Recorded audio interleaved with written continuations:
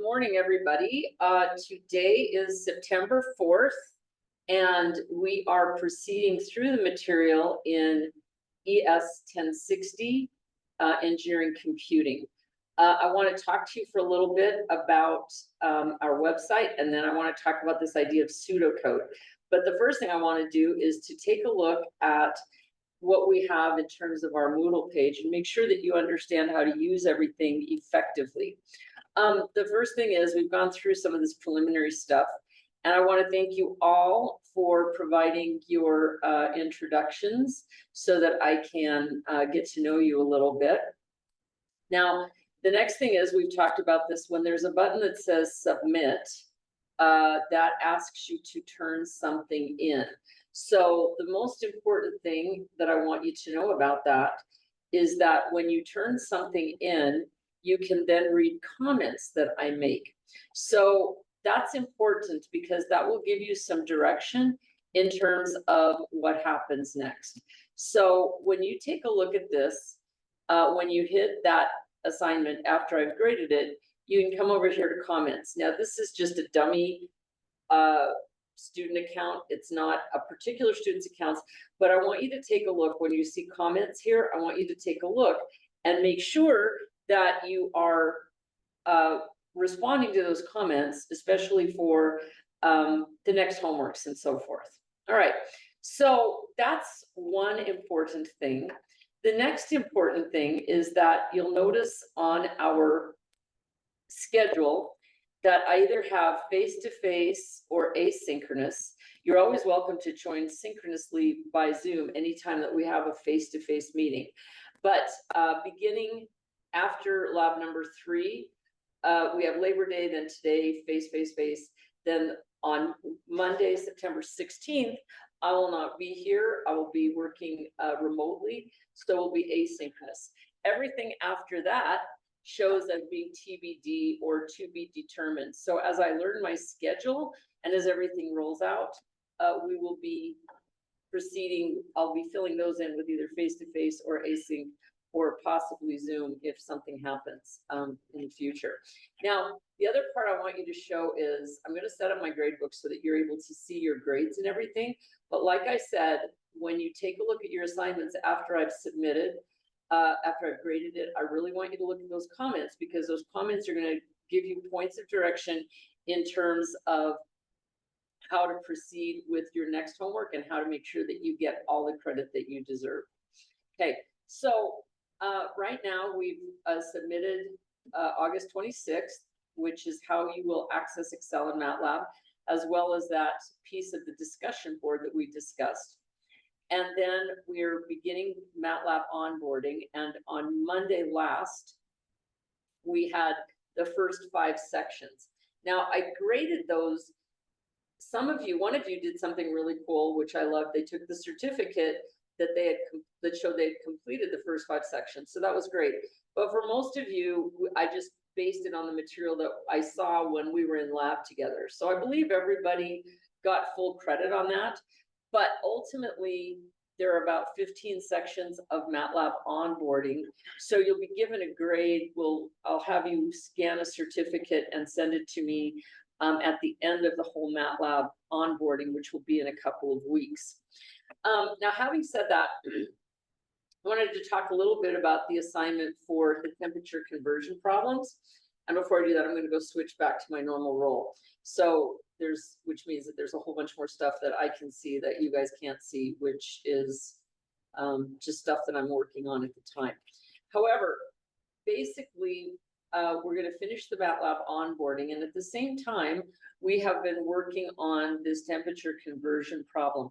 There's one thing that I did not mention, but I need to be clear about it. And when you do your homework and when you write a computer program, you're going to write it twice for that problem, you need to understand that it is not possible for a temperature to be less than absolute 0. So in other words, if a temperature is returned that is less than 0 degrees K, or less than 0 degrees Rankine, or less than, I believe it's negative 273 degrees Celsius, or less than negative 459 degrees Fahrenheit, that means that the data that went into it is incorrect. So you need to write, instead of calculating something, you need to calculate it and then see that it looks like that. And in that case, you need to say something like error, or a better thing would be invalid input. That just means that that is not a mathematical piece of information that makes sense in the real world. So I just want to point that out. And if you've done your homework, you've got a comment to that effect. If you've done it that way and you just need to correct it and you're still eligible for full credit. Okay, so we're going to do the first 5 sections of MATLAB, and then we're going to do the temperature conversion problems by hand first to get used to the idea. And then we're preparing to use MATLAB and later to use Excel to create a piece of programming code that will do that temperature conversions based on user inputs. So the first thing, all this grayed out stuff is stuff that I'm just working on right now. The first thing is, how do we go about that? Well, when we talk about something called pseudocode, and pseudocode, as I've defined it here, is just a way of writing an algorithm or a written program that is an English equivalent of the steps that will be required to write the code in a particular language. So in other words, we're going to write our code in MATLAB and then later in Excel, but pseudocode doesn't use those languages. It just describes the step. So for example, the first thing that you have to require of the code is to request user input. So in other words, the first thing that your program is going to say is, what is the temperature and what temperature scale are you using? So you spell that out very quickly. And then you have what's called an if statement. If the temperature is entered in, say, degrees Rankine, then you will calculate degrees C, degrees F, and degrees Kelvin. Okay? If, on the other hand, the temperature is entered in kelvins, you will calculate degrees C, degrees F, and degrees Rankine. Okay, and so that's sort of just the beginning of pseudocode. So you just write it out, you make a plan. In formal programming, you would then do something called a flow chart, and I'll show you some examples of flow charts, but we're not necessarily going to do flow charts in this class. A flow chart can be very, very useful, but it's a really formal way of writing pseudocode. I don't know if I put anything up here or not. I don't think I did. No. All right. Let me see if I can find an example of a flow chart for you. And this is also not language specific. So flow chart for programming. Okay, let's see what we can come up with. So this would be a rather complicated one, but let me put this up on the screen and I'll show this to you. What a flow chart is just this extraordinarily specific way of describing what you're going to do once you start putting things into code. So you use a set of symbols, and I have templates for this if we were going to be doing this. But basically, it tells you what you're doing. Are you inputting something? Are you doing a process? Are you making a decision? Decision, for example, on what I just wrote was, if the temperature is entered in Rankine, then we calculate this. But if the temperature is entered in something else, then we do this. Okay, so the symbols follow through. And so this is just what a flowchart looks like for a program to add two numbers entered by the users. So you declare the variables or enter those variables. And then you read the variables and you create the sum, and then you display the sum. Okay, so start and stop are ovals.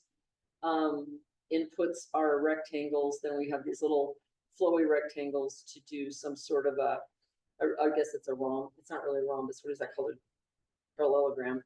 To do other operations. So Anyway, but we're not, so pseudocode is like a less formal flow chart. So I kind of wanted to bring this up at this point because it seems like we're doing a lot of disjointed things right now. We're looking at MATLAB onboarding and we're doing some flow charting and we're introducing ourselves and we're getting used to the Moodle page, but it's all working together toward the same goal, which is writing programs. So I talked earlier, let me get rid of this. There we go. Over here. I talked earlier about how much of the time in this class we're going to devote to MATLAB and how much we're going to devote to Excel.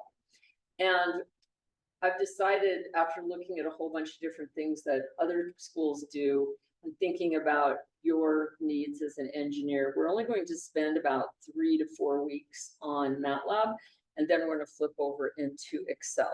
But in MATLAB, after we do the 14 or 15 sections of onboarding, we're then going to spend some time writing 2 programs. One of them is sort of a traditional old school programming feature called Hello World. It's just something that programmers have always done when they start introducing code. So we're going to do a Hello World program 1 week, and then we're going to do the right now we're writing the pseudocode. We're going to write our code for this temperature conversion program in MATLAB. Then after we get done with that, the code itself for MATLAB will take us at least a full week, if not 2 weeks. Then after we're done with that, we're going to flip over into Excel. And Excel is less structured than MATLAB, and it's more, because it's less structured, it's also more general. And it will be, I think you'll really like it, but it's also something that it's something that just has such general applicability. It's not the most structured, it's not the best, it is like the second best for almost everything, as my colleague Tim Glatzer once said. All right, so what you'll see is, this says after fall recess, but of course I'm going to update that, and it's going to be well before fall recess where we start Excel. I have a little bit of the chapters posted here for our textbook. The textbook is shown on our syllabus, and you will need to purchase or get a loan of that textbook from somebody. I don't have any extra copies of it, so I'll put it up here, a little bit of it at first, just so that we don't nobody's without the textbook, so we can't get behind, but I can't leave it up there. I can't put the whole thing up due to copyright law, which is unfortunate, but somebody deserves to make money on your textbook, I guess. So that's kind of the way that the semester is going to roll out. So anyway, what we're doing right now then is, if you've written your introduction and read your comments, and you've completed the first 5 sections of MATLAB onboarding, and you have, by this Friday, will submit the temperature conversion problems, then what's going to happen next is Monday next week is a full-on face-to-face day. So we'll meet in the morning, and we'll talk some more about writing pseudocode, which, as you can see, will be due by September 11th. And we'll also, in lab, we'll do sections 6 through 10 of the MATLAB onboarding. So then the following week, when I won't be here, you'll finish up MATLAB, and then you will we'll have the pseudocode written. And after we finish up MATLAB and we have the pseudocode written, we'll start on the Hello World program, and then we'll do the actual coding in MATLAB for the temperature conversion problem. Okay, so the big takeaway that I want you guys to have today, aside from the fact that I want you to read the Moodle page, I want you to read your comments, and the other piece of it is I just want you to understand what we're doing with pseudocode and kind of where we're going, so that it doesn't seem like a totally disjointed operation. So, do you have any questions for me at this time? No, I don't think so. All right, easy to get along with. All right, so what I'm going to do then is I shall stop recording, and if you have any questions, let me know. Otherwise, we will proceed with the work in Moodle, and I will be here Monday morning at 9 to hit the ground running. So, all right, let's get the recording stopped. There we go.